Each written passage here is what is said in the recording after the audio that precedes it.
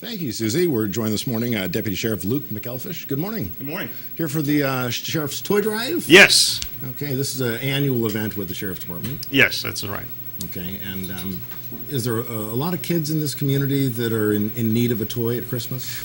Like any community in this country, I think that we have our share of those that are just less fortunate, and especially with the way the times are now in this economy, it's getting tougher and tougher for families to even put food on the table or pay their rent. So we like to help out, facilitate these toy drives, and give them some cheer for the holiday season.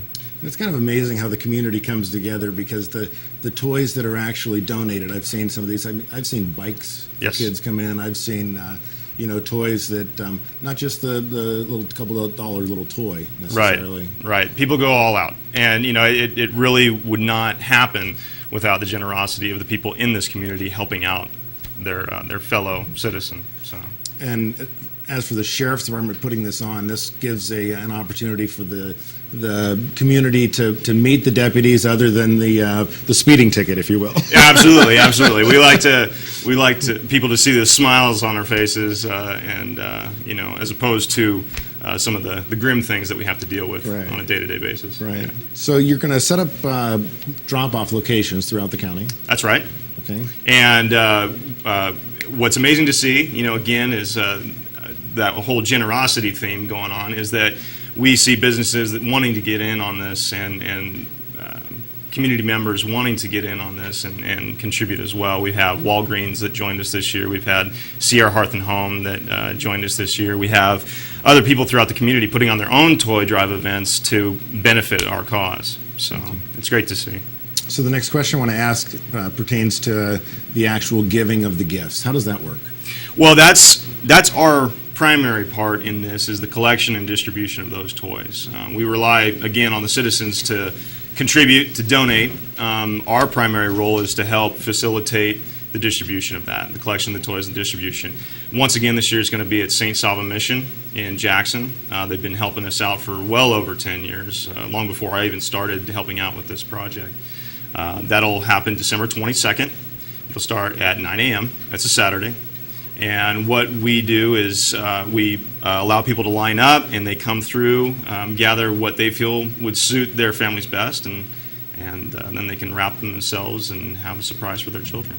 So and that's what you do, ask for our new unwrapped toys, correct? Correct, because we do this for the parents, because we like to maintain the integrity of the home, so to speak. We want to support the families, and so as such, we don't ask that kids show up. We ask that parents show up so they can collect for their children. Right, and then the parents don't have to. The kids don't necessarily have to know that that's how the gift came along. Exactly. It just came from the parents. Exactly. What are popular gifts that kids are looking for today? Oh man, I'm getting to that age now where I don't know really. It's not Pong anymore, I guess. The electronics are always big. Sergeant Wirt, Patrick Wirt is my sergeant, helps work with this project, and he spearheads it as well as I do. He was on Hometown Radio just the other day and mentioned that he likes to have his children along help with some of the donated money that comes to us to go buy gifts, because we really don't have a clue. Right. But electronics, are always a big hit item. Right. And then, of course, anything for boys that causes damage or raises excitement, they like to see those.